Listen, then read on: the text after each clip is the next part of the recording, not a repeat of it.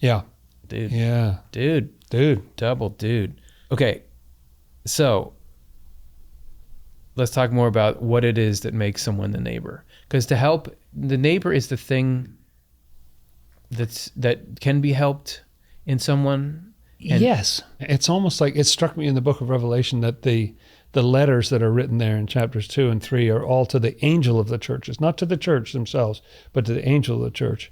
And in a way, when you say that the true neighbor is the Lord, which would be equivalent to the love, the goodness in another person, what's the highest thing? Because we can also benefit the lowest thing in each other. We can bring out bad things in other people, or connect in negative ways. But to think about what is the best in this person, and how do I? Because the neighbor is no longer just exactly the outline of that person. It's a quality in them that you're trying to benefit. Absolutely everyone in the heavens and on earth has a different sort of goodness. So that makes it easy. There you go. You just have to custom Whoever solution. this person is, they're not anything like anybody else I've Custom ever seen. solution. Okay, good. One and the same kind of goodness can never exist in two people. It has to vary in order for each kind to remain in existence separately. It's like a little metaphysics. Well, I'd never thought about the angle you brought out a little minute ago about, but who am I? Because you're focused on the neighbor. You think about all these different neighbors, but who am I? What unique gifts and abilities do I have to be able to interact with people? Yeah, but I only said that. Ways, You never thought about that until I said that. I only said that because of the thing you said. So I don't know. So it's my fault, is it? I'm just saying. It's just like, yeah. You led. It's Swedenborg says that there's inflow from the spiritual world. That our insights. We talked in the beginning about have you get into a certain place, wisdom comes from heaven. And that's true for every human being ever. That's right. Anything wise that comes out comes from heaven. So I do feel like that's why I think people enjoy conversations. Not that y'all are enjoying this one. You're probably just we're not presuming anything. Yeah, like I can't find the button and it's still going. I can't turn it off. Yeah, I'm out for a walk and I can't reach my phone to shut it off. I'm in the middle of a run or something. But this is why podcasts and things take the world by storm, because in conversation you actually can. Heaven is trying to introduce ideas. Yeah. And it doesn't have to be any conversation with someone. Heaven is trying to introduce ideas. So we can sit here and be like, oh yeah, I never thought, like you and I bring our brains to this, the same brains we always had with the same rattling around stuff in there. Yeah. And then suddenly it's like two thoughts in a row. You say something that I never really thought of, even though we both reviewed this script beforehand. And then you were like, I never thought of when you said that. I was like, no, it's gotta be that there's some kind of larger thing that comes through human beings. And I'm not saying this is a very profound example of it. This might be the worst example of it of all time. Right. But for us, it's profound. Oh, well, I love doing this show because it may seem like we sit here and say things we already know, but a lot of what we say, we didn't know yesterday or this morning, We usually don't know what we're talking about. It happens in real time. And I walk away just thinking about it for days afterward because of the insights that come up in this show. And these are passages that I just edited. I just did volume 10. No, and this is one of the reasons why I vouch for the quality of Swedenborg's ideas. Yeah. That I think they came from outside, just like I'm saying, I think that they came from heaven because of the way in which they continue to produce good insights. Yeah. I mean, that's what it seems like. It seems to me like it's alive. It's alive. So, I'm sure there's a lot of things that do that for people. For me, just consistently coming back to it's like, oh, this does continue to equip me to see clearly how life is. Because that insight, I know we're lingering on this longer than we need to. There's nothing they can do. They can't edit this whole part out because when would it start? But that insight about, okay, I exist as a helper machine. I know that sounds a little too clinical and cold, but I exist like that. That's my primary thing is I wake up as me in the morning and I look out into the world and say, what positive change can I affect in the world today? Yeah. What am I equipped to do? That's a great attitude. That is a great attitude. Okay. It's so much better than just like, how can I get my needs met today? Or, I mean, and that's not nothing either. It's not nothing, but as a sole or primary focus, it feels a little empty. You probably won't be as happy, and the world won't work as well. So that's good. You pull this out of here, then that's good. It has to vary in order for each kind to remain in existence separately. That's kind of like almost metaphysical, or like if it's like in a digital space, if like two things have the exact same code, then they're just a copy of the same thing. They have the same URL or something. That's him, kind of throwing in some metaphysics there. However, no one, not even an angel, can know all these variations, and therefore all the differences in types of neighbor, as determined by acceptance of the Lord. In other words, acceptance of the goodness radiating from him. So we're sitting here telling you there's these categories of the neighbor, you got to know how to treat people differently, and then we're telling you it's way too complicated. You can't do it. You'll never know. You'll never get it. There's infinite. There's all the people you ever met. Every one of them is different. You won't even know it. Even angels can't know it. And we're different from 1 hour to the next. Like what we need at breakfast might be different than what we need at lunch. So game over. No. We can know only in general, which means that we can know only the overall categories and several subcategories of neighbor. Besides, the Lord asks no more of people in the church than for them to live by what they know. Okay. Now that's pretty merciful. Just try it out. Just, like, it's enough. Look, there's however many hundreds of billions of individuals and such, but if you can just know a few general categories and subcategories, go for it. That'll do. Also, by the way, it says the Lord asks no more of people in the church than for them to live by what they know. What did we learn the church is? Everybody who's living a good and trying to live a life of neighborly love. Of neighborly love. So that's a free and open thing. Like, nobody's gatekeeping that. If you decide in your heart, I'm going to try to live a life of neighborly love, then you're, all right, welcome. You're in. Especially you're more and more in, the more you actually take some actions through that. But when you're in, one of the features is God is, so according to this, God is, hoping you'll live a certain way. Wait, where does it say it? He's asking things of you, and he's saying, just try to live by what you know. Do your best, basically. You know different things, different truths across different religious traditions or spiritual. Like, okay, just try to live by what you. If you live in a life of neighborly goodness, then live by what you know. Okay. And I like this kind of developmental feeling in that, because if you're doing your best, if you're trying, then after a while, if you realize, oh wait, I think this is actually enabling, or I think I'm not doing this right, or it doesn't seem effective. They don't, try something else, right? Come to a different understanding and talk to somebody else and hear, well, that's a very different perspective. I hadn't thought of that.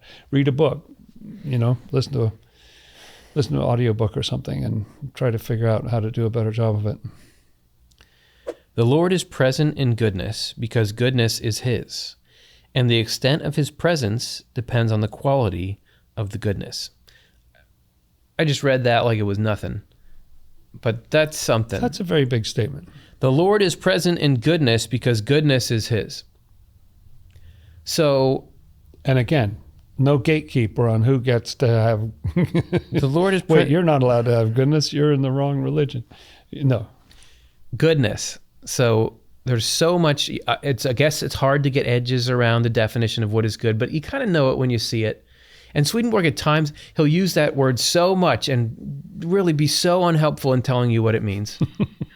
Every once in a while, though, he'll give you some hints. Yeah. I think he just assumes you know what good. Yeah. Bonum is the Latin, right? That's right.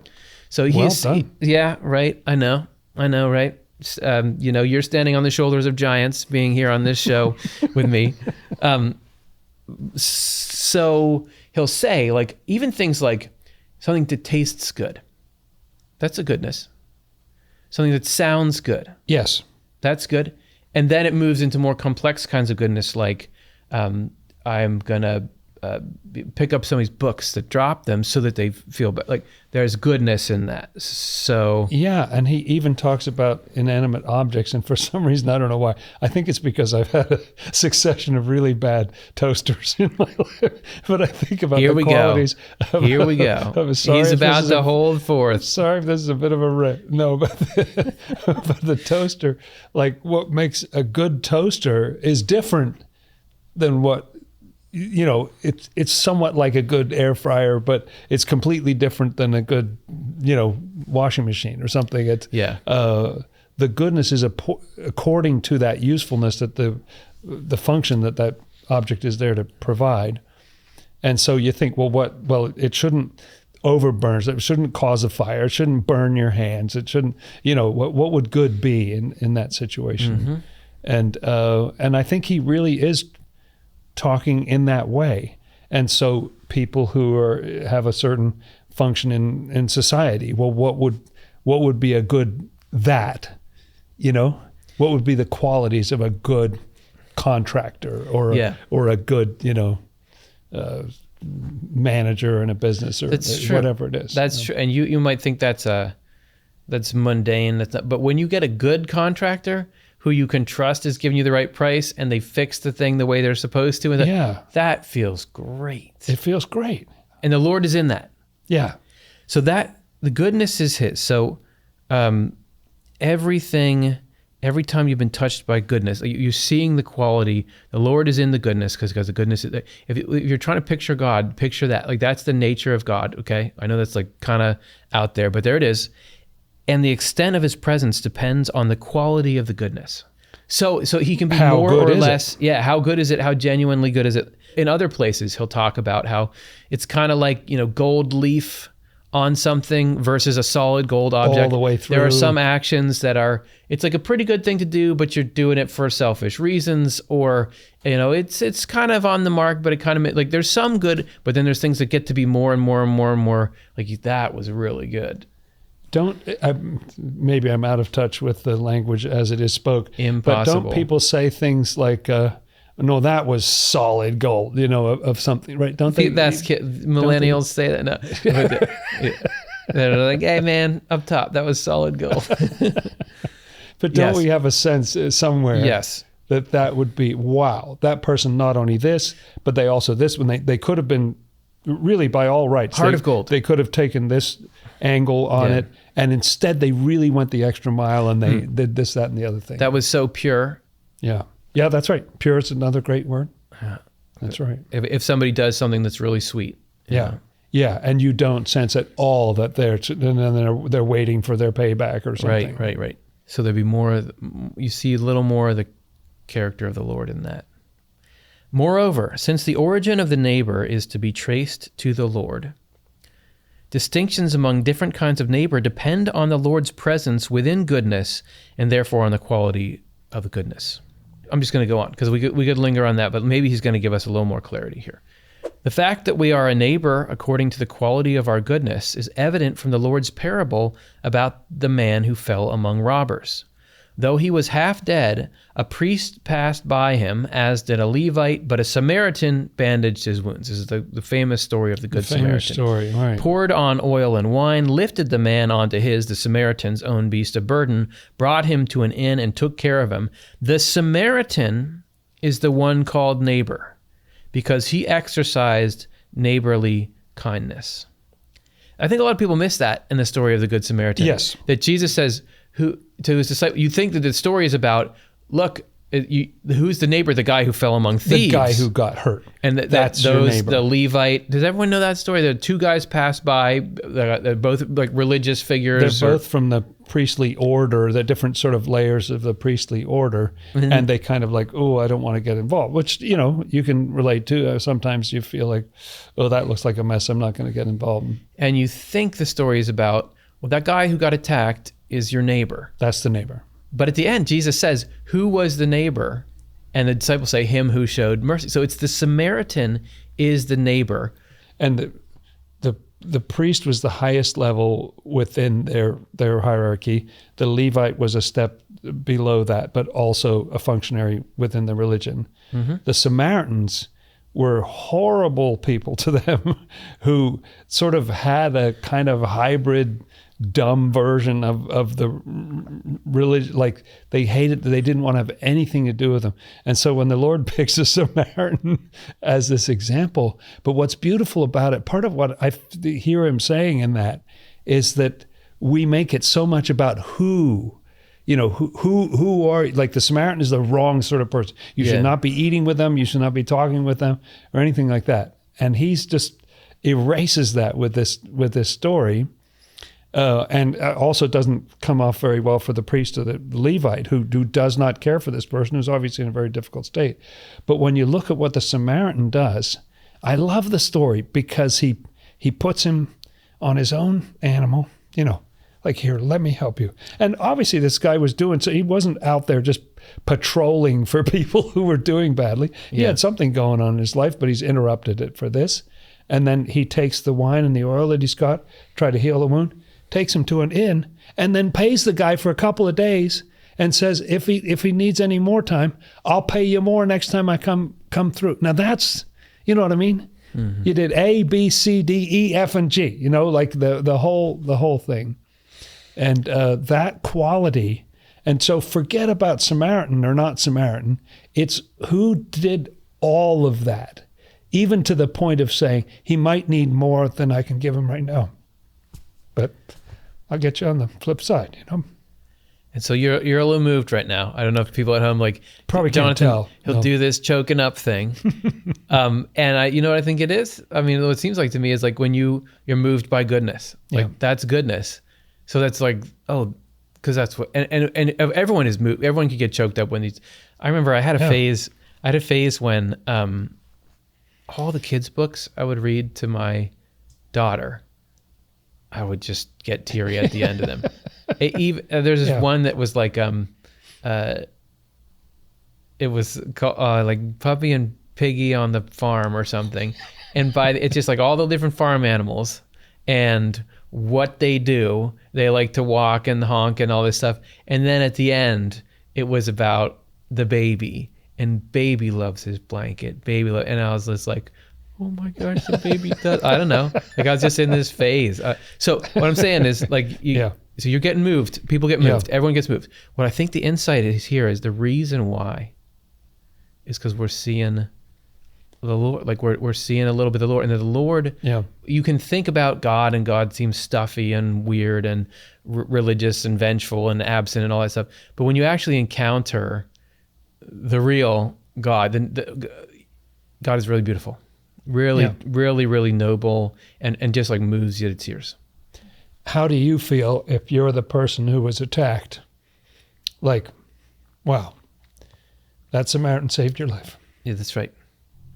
And people can say that Swedenborg, who has these extra insights, right? You've got the Bible, but then you've got Swedenborg, and he's got all this.